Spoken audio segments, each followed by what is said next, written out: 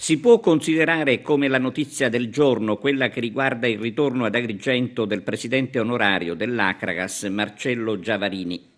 L'azionista è stato accolto con entusiasmo da alcuni tifosi incontrati casualmente. La presenza di Giavarini sarebbe da collegare all'imminente riunione del Consiglio di amministrazione con una seduta che dovrebbe finalmente rendere ufficiale l'ingresso in società di nuovi soci. Lo scopo naturalmente è di riuscire a salvare la stagione, anche perché non tutto è perduto, purché si faccia sul serio, a cominciare dalla partita di domenica a Taranto, che segue l'ennesima beffa dell'ultimo minuto.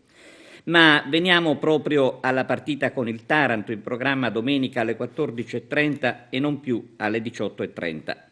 Inutile dire che domenica ci si gioca la salvezza e solo con un risultato positivo si potranno evitare i play-out. Di questo è convinto in primo luogo il tecnico Raffaele Di Napoli. L'Acragas sta bene, ha dichiarato il mister. Sapevamo, ha aggiunto, che il nostro sarebbe stato un campionato di sofferenza e non dobbiamo farci prendere dall'ansia del risultato.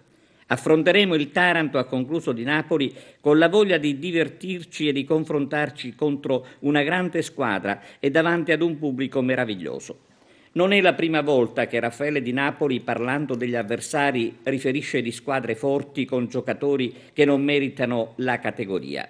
Il mister lo ha fatto anche stavolta, alla vigilia dell'incontro con il Taranto, e per qualcuno equivale a mettere le mani avanti. Intanto domenica non ci saranno salvemini, pane e pezzella.